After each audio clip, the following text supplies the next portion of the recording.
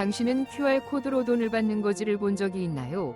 아니면 결혼 전에 시험 삼아 남편을 꼴라보는 여성들을 혹은 어린아이의 소변으로 삶은 음식을 먹는 전통을 상상할 수 있나요?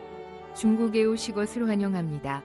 이곳은 고대와 현대가 공존하며 골목마다 상상을 초월하는 비밀을 품고 있는 나라입니다. 오늘 영상에서는 여러분을 깜짝 놀라게 할 15가지 사실을 소개합니다. 15번. 중국, 아시아에서 가장 강력한 국가 중 하나인 중국은 동아시아에 위치하며 면적 기준으로 세계에서 4번째로 큰 나라입니다. 이 나라는 전 세계에서 가장 긴 육지 국경을 가지고 있으며 총 14개국과 접하고 있습니다.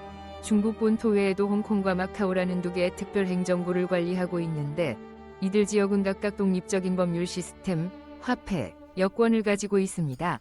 이러한 독특한 구조는 세계 유일의 일국양제, 일국미양제 모델로 불립니다.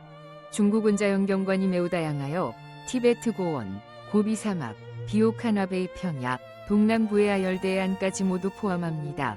중국은 아시아에서 가장 긴 강인 창장강 위발원지이며 유네스코가 인정한 석회암 산맥, 담수호수, 동굴 등 다양한 자연 명소를 자랑합니다. 이 나라는 거의 모든 지형과 자연경관이 모여있는 관광천국이라 불립니다. 이러한 지리적 다양성 덕분에 중국의 많은 지역은 독특한 생태계를 형성하고 있으며 브라질과 콜롬비아에 이어 세계에서 생물 다양성이 가장 높은 세 나라 중 하나입니다. 중국에는 34,000종 이상의 식물과 7,500종 이상의 동물이 살고 있으며 이 중 약 1,000종은 중국에서만 서식하는 고유종입니다. 대표적인 상징으로는 자이언트 판다, 화남호랑이, 스촨금사후가 있습니다. 또 하나 놀라운 사실은 중국 일부 지역에서는 여름과 겨울의 기온차가 섭씨 50도를 넘는다는 것입니다. 투르판시는 여름철 기온이 섭씨 45도를 넘기도 하며 내몰골자치구의 일부 지역은 겨울철 섭씨 영하 40도 이하로 떨어지기도 합니다. 그러나 기온에 관계없이 중국인들은 건강에 해롭다는 이유로 여름에도 따뜻한 물을 마시는 습관이 있습니다. 2023년 중국은 세계에서 가장 인구가 많은 국가라는 자리를 인도에 넘겨주었지만 여전히 인구 약 14억 명으로 세계 2위입니다. 전체 인구의 92%는 한족이며 그 외에도 55개의 소수민족이 중국 전역에 거주하고 있습니다. 이들 중 일부는 독특한 전통을 유지하고 있는데 예를 들어 두롱족 여성은 납치 방지를 위해 얼굴에 문신을 새겼고 따이족은 설날에 물을 뿌리며 축복을 전하며 티베트족은 공동체 유대를 위한 지붕 위침 구이식을 행합니다. 중국의 공식 언어는 중국어이며 전 세계에서 가장 많은 사람들이 사용하는 언어로 10억 명 이상이 이 언어를 사용합니다. 그러나 대부분이 모르는 사실은 중국어, 보통화 외에도 130개 이상의 언어와 방언이 존재한다는 점입니다. 강 하나를 사이에 둔 이웃마을조차 서로의 말을 알아듣지 못하는 경우도 많습니다. 그래서 중국의 TV 프로그램이나 영화는 항상 중국어 자막이 함께 제공됩니다. 중국은 세계에서 유일하게 상형 문자인 한자를 공식 문자로 사용하는 국가입니다. 일부 한자는 획수가 너무 많아 중국인조차도 쓰는 방법을 기억하지 못할 정도로 이 언어는 세계에서 가장 배우기 어려운 언어 중 하나로 꼽힙니다. 14번.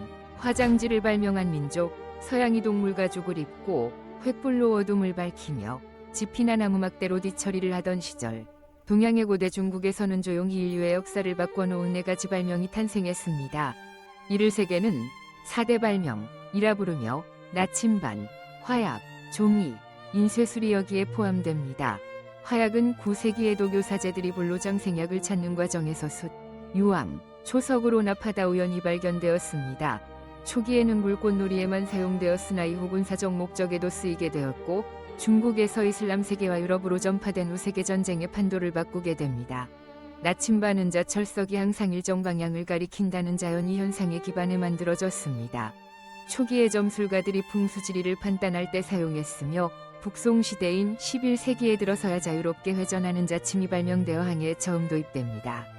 이 덕분에 중국은 동남아, 인도양, 심지어 동아프리카까지 해상교역을 확대할 수 있었습니다. 유럽의 나침반이 전파되면서 대항해 시대와 식민지 시대가 열리게 됩니다. 종이와 인쇄술 역시 지식 전파에 큰 영향을 주었습니다. 종이가 발명되기 전까지 중국인들은 떼나무패, 비단, 나무 등의 글씨를 썼는데 이는 무겁고 비쌌습니다.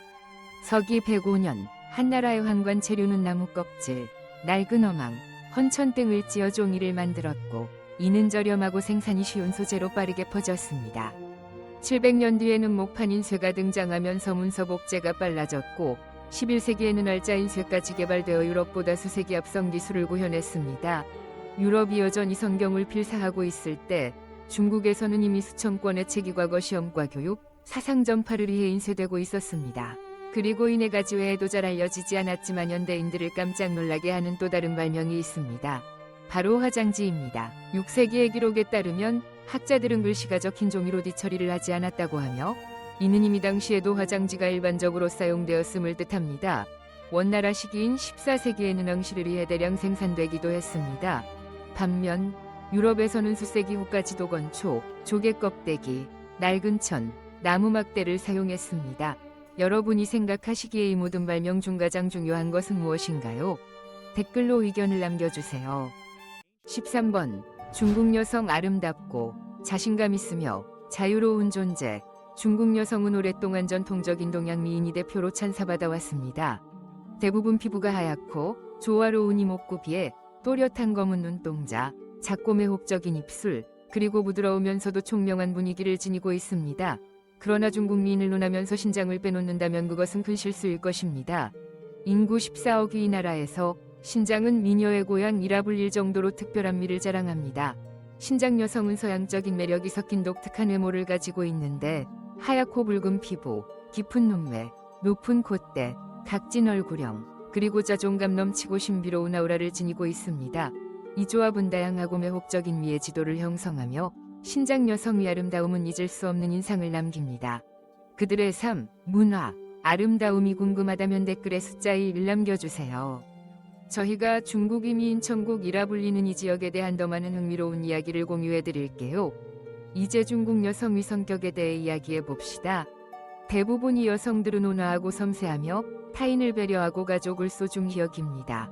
하지만 대도시에서는 점점 더 많은 젊은 여성들이 강인하고 독립적인 모습을 보이며 자기 의견을 뚜렷하게 표현하고 새로운 도전을 두려워하지 않습니다.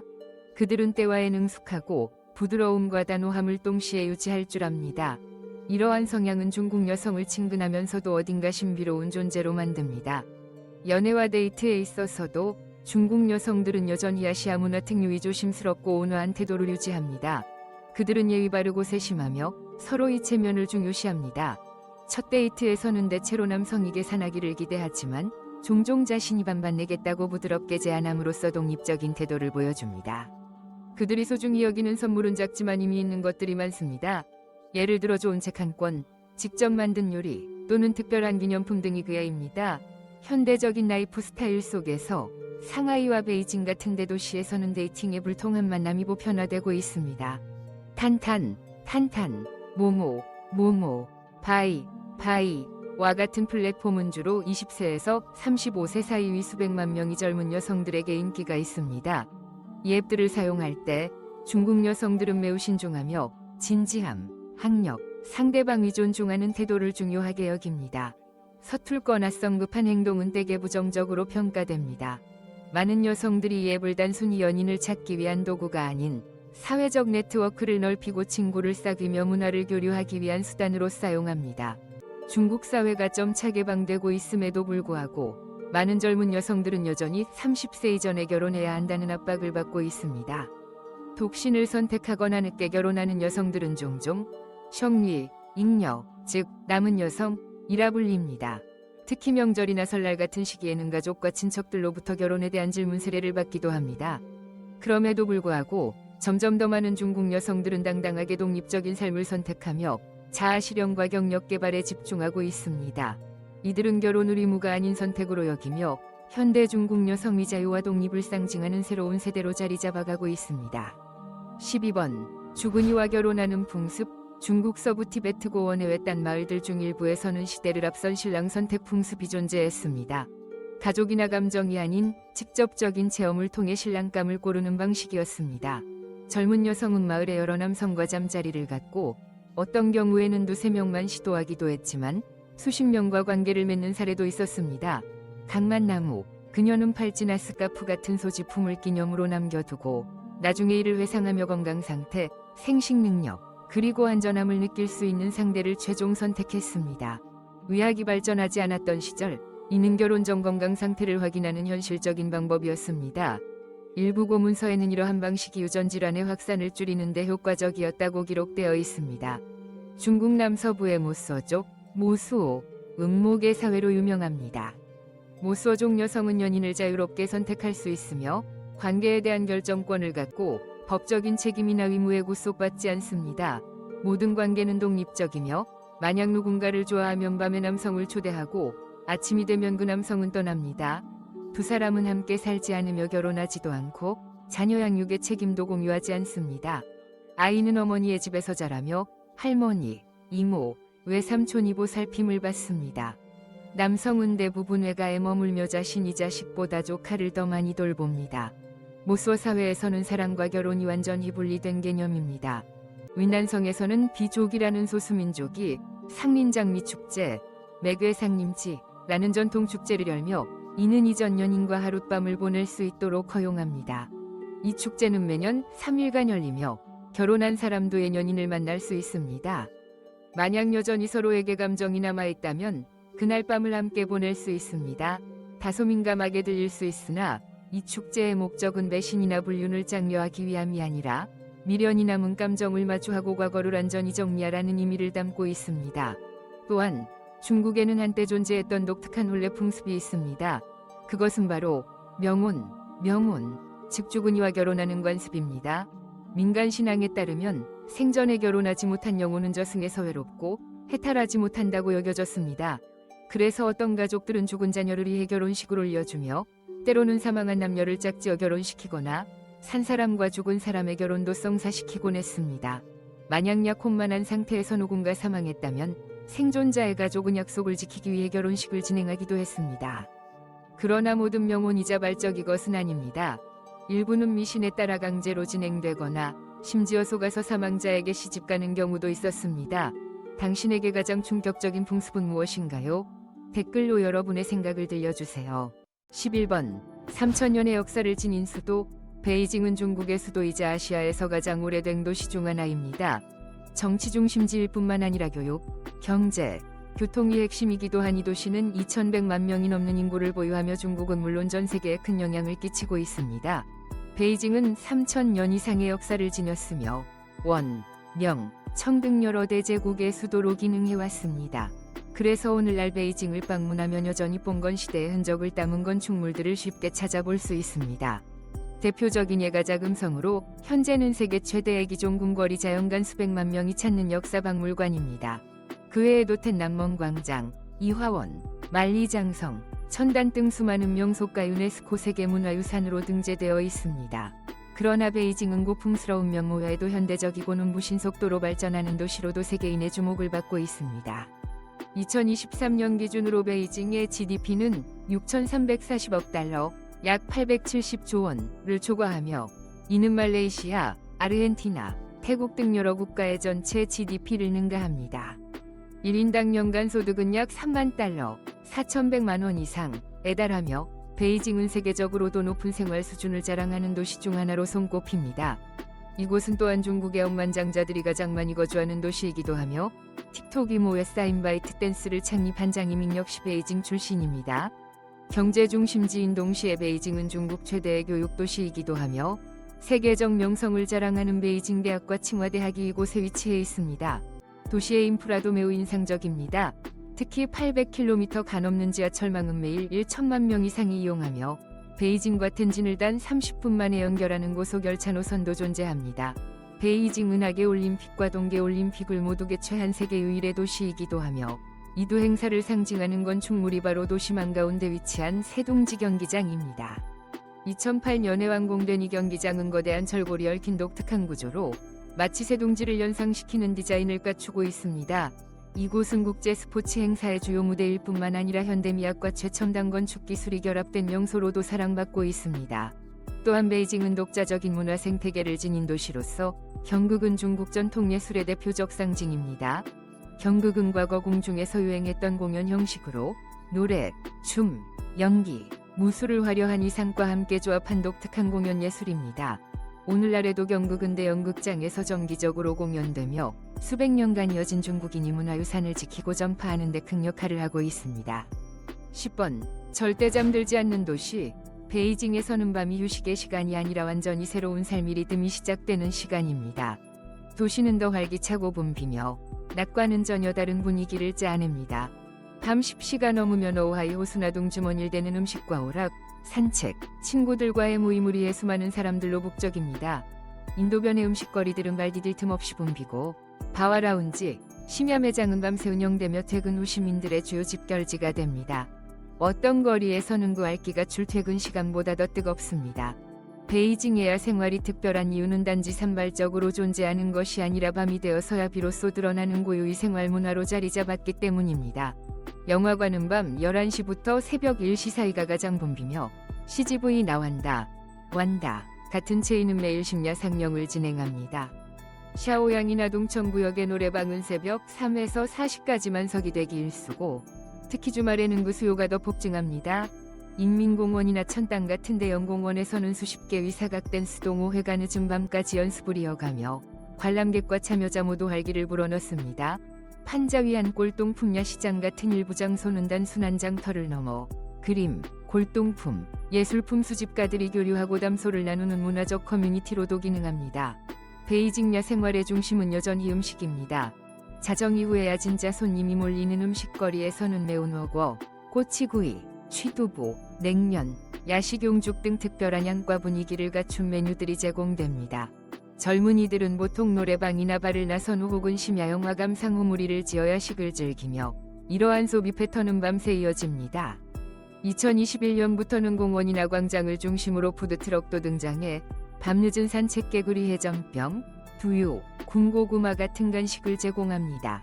특히 주목할 점은 베이징의 야생활은 젊은 층만을 위한 것이 아니라는 것입니다. 많은 노인들도 공원에 모여 담소를 나누고 춤을 추며 가족 단위로 여름밤 무더위를 피하기 위한 야간 산책도 흔한 풍경입니다. 일부 코스프레 그룹이나 거리 예술가들은 밤에 맞춤 퍼포먼스를 진행하며 도심이 보행자 거리에서 활약합니다. 그러나 베이징의 진짜 밤 문화를 제대로 경험하고 싶다면 남살리 퉁거리를 놓쳐서는 안 됩니다. 이곳에는 철문 뒤, 지하, 간판 없는 카페 뒤편 등 비밀스럽게 숨겨진 바들이 있으며 대부분 새벽 1시쯤부터 문을 엽니다. 어떤 바는 땅굴 손님이나 암호가 있어야만 출입이 가능하고 사진이나 영상 촬영은 철저히 금지됩니다. 각 바마다 독특한 룰이 존재하는데 어떤 곳은 메뉴판 없이 매일 한 가지 칵테일만 제공하거나 바텐더의 기분에 따라 즉석에서 제조하기도 합니다. 음악 테마 역시 매일 바뀌며 사전 공지도 없습니다. 이런 비밀스러운 바와 유명한 심야 명소들이 궁금하다면 댓글에 숫자 10을 남겨주세요. 더 많은 이야기를 이어가겠습니다. 9번. QR코드로 구걸하는 사람들. 중국의 기술 충격. 중국에서는 연금이 일상생활에서 거의 사라졌습니다. 대도시부터 시골까지 사람들은 이제 현금이나 신용카드를 사용하지 않고 대부분의 거래 식사, 쇼핑, 차량 호출 등 을알리페이나 위챗페이로 휴대폰 QR코드를 스캔하여 처리합니다. 심지어 길거리에서 구걸하는 사람들조차 가슴에 QR코드를 달거나 옆에 표지판을 놓고 돈을 받습니다. 많은 외국인 관광객들에게 이는 단순한 문화 충격이 아니라 실제로 커다란 장벽이 됩니다. 지갑이나 국제 신용카드는 무용지물이 되고 현지 결제 앱을 사용하지 않으면 무더운 여름날 생수한 병조차 사기 어려울 정도입니다. 더욱 현대화된 지역에서는 얼굴 외엔 아무것도 필요 없습니다. 얼굴 인식 기술이 쇼핑몰, 레스토랑, 자판기에서 결제 수단으로 활용되고 있으며 시스템이 계정 소유자를 확인하면 별도 조작 없이 바로 결제가 이뤄집니다. 그러나 이 기술은 결제뿐만 아니라 세계 최대 감시 시스템의 일부이기도 합니다. 중국은 5억 대 이상의 감시 카메라를 보유하고 있으며 선전이나 충칭 같은 도시는 세계에서 가장 철저하게 감시받는 곳으로 알려져 있습니다. 이 시스템은 인공지능과 통합되어 얼굴 인식, 행동 추적, 교통위반이나 쓰레기 투기 감지, 범죄자 식별 등에 활용됩니다. 중국인들에게는 이 시스템이 도시 안전과 효율적 관리를 보장하는 수단이지만 외국인들에게는 어디서나 감시받는 느낌이 불편하게 다가올 수 있습니다. 이와 더불어 중국은 세계에서 가장 현대화된 교통망 중 하나를 갖추고 있으며 특히 고속철도 시스템이 인상적입니다. 총 연장 45,000km를 넘는 이 네트워크는 항공기보다 빠른 이동을 가능하게 합니다. 예를 들어 베이징에서 상하이까지는 약 4시간밖에 걸리지 않으며 정시에 운행되고 실내는 청결하며 와이파이와 비즈니스석 수준의 서비스를 갖추고 있습니다. 베이징, 상하이, 광저우 같은 대도시 위 지하철 시스템도 매우 인상적입니다. 많은 이들이 이를 지하공항이라 부를 정도로 전광판, 냉방, 조명, 엘리베이터, 에스컬레이터 등 모든 요소가 완벽하게 작동하며 지연이나 혼잡이 거의 없습니다. 중국은 고가 열차 개발에 나서고 있으며 수십 km 길이의 해상교량으로 주요 도시를 연결하는 프로젝트도 진행 중입니다. 이와 같은 발전 속도를 보면 머지않아 전 세계가 중국이 도로 건설 방식과 기술 발전을 배워야 할 날이 올지도 모릅니다. 8번. 세계 최대의 차 생산 강국. 중국은 차 문화위 발상지이자 세계 1위의 차 생산대국입니다. 전 세계 생산량의 40% 이상을 차지하는 중국은 단순한 물량뿐만 아니라 수출 규모 면에서도 세계 최대이며 매년 수십억 달러, 수천조 원 상당을 차에서 벌어들입니다. 2023년 한 해만 해도 차 산업은 약 3,200억 위안, 약 400억 달러, 한화 약 55조 원에 달하는 경제적 가치를 창출하며 수백만 명의 농촌 인구에게 일자리를 제공했습니다.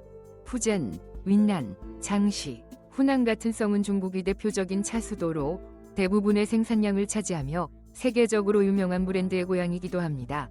특히 푸젠 성은 차 생산량뿐 아니라 프리미엄 우롱차의 수출 가치로도 선두를 달리고 있습니다. 그렇다면 무엇이 중국을 세계 차 산업의 제왕으로 만들었을까요? 그 비결은 독특한 자연환경에 있습니다. 중국의 많은 지역은 습윤한 기후, 온화한 기온, 연중한 객긴 산악지형으로 고급 찻잎 생산에 최적화된 조건을 갖추고 있습니다. 차나무는 해발 수백에서 수천 미터 위 고지대에 재배되며 고도와 토양에 따라 각기 다른 특성과 향을 갖게 됩니다. 이러한 차이는 타국에서 쉽게 모방할 수 없는 경쟁력이 됩니다. 하지만 중국이 세계 정상에 오른 이유는 단지 생산량이나 자연 조건 때문만은 아닙니다. 차 종류의 다양성 또한 커다란 장점입니다. 이는 인도, 스리랑카, 케냐 같은 다른 주요 수출국과 비교할 때 명확한 차별점입니다.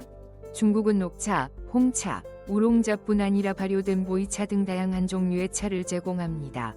이 중 일부는 단순한 소비재가 아니라 투자 자산으로 여겨지기도 합니다.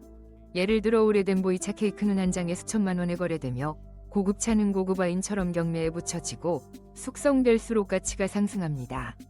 봉건시대 중국에서 차는 권력의 상징이기도 했습니다. 대표적인 예가 처녀차로 불리는 전설적인 차입니다. 이 차는 손으로 수확하지 않고 순결을 상징하는 미혼 여성이 입으로 찻잎을 따서 만든다고 전해집니다. 이 품맨손 접촉을 피하기 위해 금쟁반 위에 올려졌다고 하며 오늘날에는 명확한 증거가 없지만 차가 단순한 음료를 넘어 의례와 순수함을 상징하는 귀족계층이 문화였음을 보여주는 일화입니다. 7번. 중국은 해외 SNS를 전면 차단했다. 중국의 정치체계는 세계에서 가장 강력한 중앙집권 모델 중 하나입니다. 인구 14억 명이 넘는 이 거대 국가는 중국 공산당에 의해 운영되며 하나의 정당만 존재하고 서구식 대통령 선거나 야당은 존재하지 않습니다. 모든 주요 결정은 중앙에서 수립되어 정국의 행정체계를 따라 하달됩니다. 현재 중국의 지도자는 시진핑 주석으로 근우당 총서기, 국가주석, 중앙군사위원회 주석이라는 세 가지 최고 권력을 동시에 갖고 있습니다. 이러한 권력 집중 때문에 많은 이들이 중국을 현대적 독재 모델로 부르기도 합니다. 중국 정치가 일상생활에 얼마나 밀접하게 영향을 미치는지 알고 싶다면 인터넷 접속을 시도해보면 금세 이해할 수 있습니다. 페이스북, 인스타그램, X, 트위터, 구글, 유튜브 같은 주요 글로벌 플랫폼은 모두 완전히 차단되어 있습니다. 정부는 외부 정보 유입을 통제하고 정치적으로 민감한 콘텐츠를 차단하며 외국 기업으로부터 사이버 안보와 시민의 개인정보를 보호하고자 합니다. 대신 중국 국민들은 완전히 독립된 국내 디지털 생태계를 사용합니다. 위챗은 메시지, 쇼핑, 결제, 병원 예약까지 모두 가능하며 바이두는 구글을 대신하고 웨이보는 X와 인스타그램이 역할을 동시에 합니다. 정부는 이 내부 시스템도 철저히 통제하며 모든 SNS 계정은 실명 인증이 필요합니다.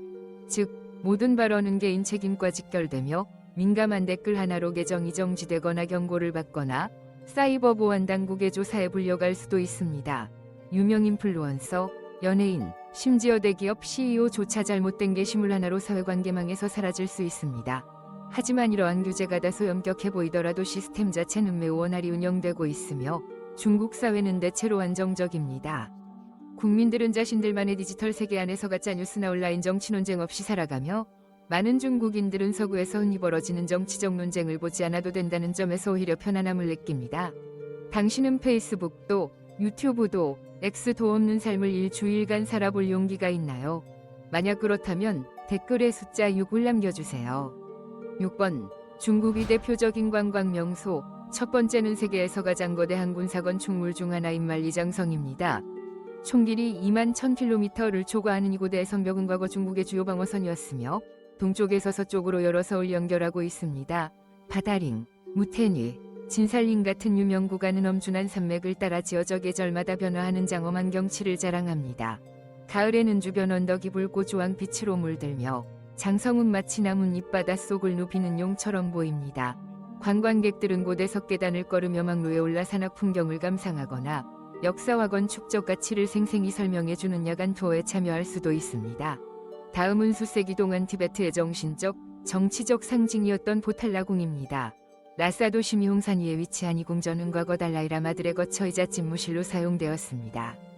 해발 3,600m가 넘는 곳에 세워진 이건 충물은 층층이 쌓인 구조와 티베트 특유의 두꺼운 석벽, 곡선 지붕이 조화를 이루며 지형과 일체화된 독창적인 디자인을 자랑합니다. 수백 개의 석계단을 따라 정상에 오르면 기도 깃발이 바람에 나부끼는 모습을 감상할 수 있고 벽면 곳곳에는 수색이 된 벽화들이 이어집니다. 가장 아름다운 시간대는 아침으로 부드러운 햇살이 붉고 흰 벽을 비추며 황홀한 반짝임을 만들어냅니다. 내부에서는 많은 이들이 사찰에서 명상을 하거나 현지 승려들과 함께 기도 바퀴를 돌리며 참선에 참여하기도 합니다. 마지막은 인난성에 위치한 고성 리장입니다. 유네스코 세계문화유산으로 지정된 이곳의 마을은 전통 목조 건축, 이끼끼네 새끼와 지붕, 수로가 얽혀있는 모습으로 중국의 베네치아라는 별칭을 얻었습니다. 리장의 가장 큰 매력은 수백 년간 보존된 고요함과 본연의 아름다움입니다. 여행객들은 자전거를 떼어 푸른 석조 골목을 탐험하거나 수로 옆 찻집에서 꽃차를 마시고 야시장에 들러 나시족 전통악기 공연을 감상할 수 있습니다. 해질녘에는 사자 언덕에 올라 수백 개의 붉은 등불 아래 반짝이는 고성 전체를 내려다볼 수 있으며 이는 보기 드문 마법 같은 풍경으로 기억에 남습니다. 5번 중국의 신비한 명소들. 충칭에 위치한 고대 도시 펑두는 한나라 시기에 지어진 유명한 정신적 건축물로 민간 전설에 따르면 사후 영혼이 거쳐가는 저승을 상징합니다. 이곳에는 지옥을 영상화 한 조각상, 사원, 돌아올 수 없는 달이 라불리는 구조물 등이 있으며 불교, 도교, 유교가 혼합된 독특한 형식을 갖추고 있어 윤회와 인과, 영혼의 세계에 대한 옛사람들의 신념을 보여줍니다. 현재 펑두는 독특한 종교 관광지로 국내외 관광객의 발길이 끊이지 않습니다. 시안 인근 친잉 산맥에는 고대 중국 황제들의 무덤으로 추정되는 피라미드형 구조물이 존재합니다. 대부분 흙과 돌로 이루어진 이 피라미드들은 대형 규모임에도 아직 본격적인 발굴이 이루어지지 않았습니다. 많은 구조물이 식생으로 덮여 자연 언덕처럼 보이지만 고고학자들은 이곳이 한나라 또는 진나라 황제의 미개봉 무덤일 수 있다고 믿고 있으며 환경영향 우려와 보존 규정 때문에 접근은 여전히 제한적입니다. 길림성 창바이 산 정상에 위치한 천지온운하 3분화구에 형성된 자연호수로 해발 2000m가 넘고 면적은 약 9에 달합니다. 장대한 산맥으로 둘러싸인 이곳은 장관을 이루며 과거에는 그 생명체가 나타났다는 보고도 있었습니다. 일부 주민과 관광객은 네스호의 괴물 과유사한 생물을 목격했다고 주장해왔으며 아직 과학적으로 입증되지 않았지만 수년간 언론과 생물학자들의 관심을 끌고 있습니다. 신장 니고르자 치구의 쿰타그 사막에는 모기청이라 불리는 바위 지형이 있는데 이는 수천 년간 바람에 의해 침식된 독특한 바위들이 펼쳐진 지역입니다. 밤이 되면 사람들은 이곳에서 음악소리, 속삭임, 정체불명의 엔진 소리 같은 이상한 음향을 들었다고 증언합니다. 완전히 인적이 없는 이 지역에서 발생하는 미스터리한 소리는 공기역학적 현상부터 초자연적 이유까지 다양한 가설을 낳고 있으며 여전히 명확한 설명은 없습니다. 하지만 모기청은 탐험을 즐기는 여행자들과 지질학자들이 즐겨 찾는 독특한 목적지로 자리 잡았습니다. 여러분도 이런 신비로운 장소들을 탐험하고 싶으신가요? 그렇다면 댓글에 숫자 5를 남겨주세요. 4번 세계에서 가장 풍부한 음식 문화. 중국을 대표하는 상징적 요리 중 하나는 바로 베이징 카오야입니다. 이 전통 요리는 원나라 시절부터 유래되었으며 바삭한 껍질, 부드럽고 달콤한 고기, 정교한 플레이팅으로 유명합니다. 오리고기는 정성스럽게 양념되고 특수한 화덕에서 구워지며 보통 얇은 밀전병, 파, 오이, 달콤한 된장 소스와 함께 먹습니다. 단순히 맛있는 요리를 넘어 이는 중국 궁중 요리 기술의 정점을 보여주는 상징이기도 합니다. 완탕면 역시 광동과 홍콩에서 특히 사랑받는 대중적인 음식입니다. 밀가루 반죽을 얇게 밀어 만든 면발과 정성스럽게 빚은 새우 또는 고기 만두는 맑고 약간 단맛이 나는 돼지뼈 또는 닭 육수와 어우러져 남녀노소 누구나 부담 없이 즐길 수 있는 부드러운 맛을 냅니다. 현대 중국 레스토랑에서 점차 인기를 끌고 있는 디저트 중 하나는 황금빛 커스터드가 흘러나오는 소금 달걀 커스터드 번입니다. 부드러운 밀가루 반죽 안에 농축된 달걀 커스터드 크림이 들어있으며 한입 떼어 물면 고소하고 진한 풍미가 퍼져나가 전 세계 미식가의 입맛을 사로잡고 있습니다. 이 만두는 딤섬이나 전통적인 애프터눈티에서 자주 제공됩니다. 하지만 중국 음식 문화는 때때로 외국인 관광객들에게 논란을 일으키는 요리들로도 유명합니다. 특히 강한 냄새나 독특한 조리법으로 유명한 취두부는 장사, 상하이, 항저우 같은 도시의 길거리 음식으로 흔히 볼 수 있습니다. 두부를 며칠 동안 발효시켜 강한 냄새를 내게 한 뒤 튀기거나 찐 후에 먹습니다. 냄새는 자극적이지만 속은 고소하고 짭조름하며 특유의 깊은 맛이 있어 중국을 방문한 많은 외국인에게 일종의 첫 도전으로 여겨집니다. 또 하나 논란의 중심에 있는 요리는 동자란이라 불리는 소년소변의 삶은 달걀입니다. 장수 성동양시에서 유래한 이 요리는 수백 년의 역사를 지닌 지역 특산물로 여겨지며 건강한 10세 미만 남자아이들의 소변으로 달걀을 오래도록 푹 끓여 만들어집니다. 지역 주민들은 이 요리가 건강을 보양하고 혈액순환에 좋다고 믿지만 위생과 윤리 문제로 인해 외국인들의 시선은 꼽지 않습니다. 또 다른 충격적인 음료로는 뱀주가 있습니다. 독주의 코브라 같은 독사를 통째로 담가 만든 이 전통술은 체력 증진, 혈액순환, 관절통 완화에 효과가 있다고 여겨집니다. 그러나 병 속에 뱀이 입이 벌어진 채로 그대로 들어있는 모습은 외국 관광객들에게 두려움이나 거부감을 유발하기도 합니다. 여러분은 어느 쪽인가요? 미식가로서 군침 도는 요리를 선호한다면 댓글에 숫자 4를, 용기 있게 도전적인 요리를 맛보고 싶다면 숫자 3을 남겨주세요. 당신의 선택이 정말 궁금합니다. 3번. 중국의 매혹적인 전통 축제들, 음력설 또는 춘절은 중국에서 가장 크고 중요한 명절입니다. 이는 음력으로 새해를 알리는 행사로 보통 양력 1월 말에서 2월 초 사이에 열립니다. 설은 가족이 모여 조상을 기리고 새해의 안녕과 번영을 기원하는 시기입니다. 설전에는 대청소를 하고 새 옷과 물건을 구입하며 행운을 상징하는 붉은 대려을 집안 밖에 붙입니다. 이 시기에는 사자춤, 폭죽놀이, 세뱃돈, 가족잔치 등이 전국 곳곳에서 펼쳐지며 수억 명의 사람들이 고향으로 이동하는 지구 최대 위대 이동이 벌어지기도 합니다. 중추절은 음력 8월 15일에 열리며 둥근 달과 가족의 단란함을 상징하는 축제입니다. 이때 사람들은 월병을 나누어 먹고 차를 마시며 달을 감상합니다. 아이들은 등불을 들고 거리를 걷고 어른들은 민속 행사에 참여하거나 조상에게 감사의 마음을 전합니다. 전국 여러 도시에서는 대규모 등불 축제가 열려 용춤, 사자춤, 민속 공연 등으로 거리를 물들입니다. 원소절이라 불리는 등불 축제는 설 연휴의 마지막 날인 음력 정월 대보름에 열리며 전국 도시와 마을이 화려한 등불로 장식되고 수수께끼 풀기, 불용춤, 천등 날리기 같은 행사가 벌어집니다. 이날 먹는 전통 음식은 단팥이나 참깨로 속을 채운 탕위안으로 가족의 화합과 원만함을 상징합니다. 단오절은 음력 5월 5일에 열리며 전국시대의 충신시 인구론을 기리기 위한 고대의 명절입니다. 이 축제의 대표 활동은 용성경주와 중쯔, 대나무 잎에 쌓인 찹쌀떡, 먹기입니다. 중쯔는 단맛 또는 잔맛의 속재료로 만들어지며 가족의 와조상을 기리는 상징적 음식입니다. 이 밖에도 사람들은 쑥을 문에 걸고 부적을 몸에 지녀 애곤을 막고 건강을 기원합니다. 2번. 중국의 생활비는 얼마일까?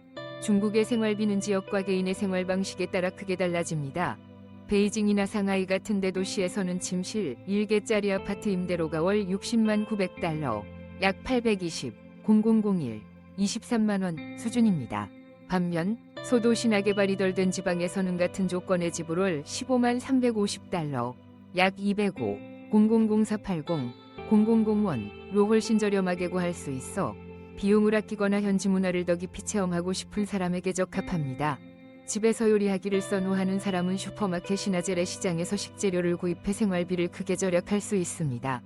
일반적으로 집에서 요리하는 경우 식비는 한 달 평균 23만 280달러, 약 310, 000380, 0001 수준입니다. 외식을 자주 해도 큰 부담이 되지 않으며 소박한 식당에서는 한 끼 식사 가격이 37달러, 약 4, 0009, 500원로 저렴해 중국 각 지역의 다양한 맛을 즐기는 재미도 있습니다. 대도시의 대중교통은 매우 발달되어 있으며 지하철과 버스는 정시에 자주 운행되어 편리하게 이동할 수 있습니다.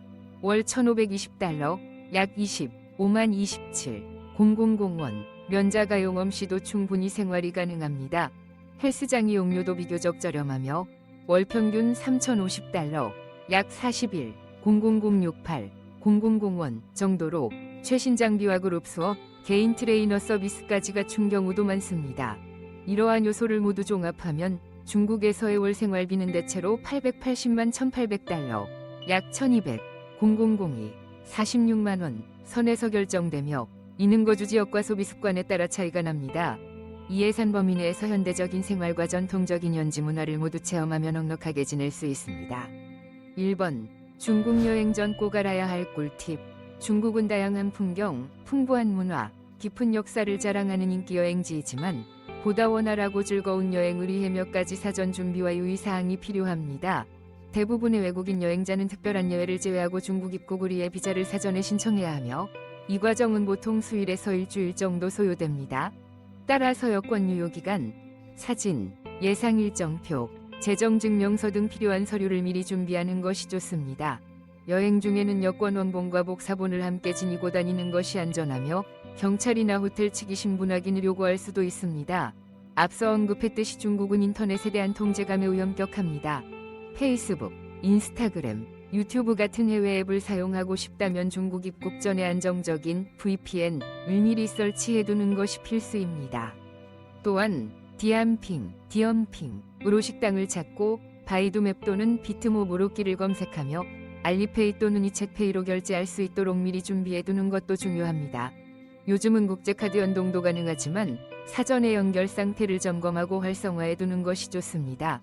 시골이나 재래시장을 갈 경우를 대비해 소량의 현금을 지참하는 것도 유용합니다. 공항, 은행, 공신력 있는 환전소에서 환전하는 것이 불리한 환율을 피하는 팁입니다.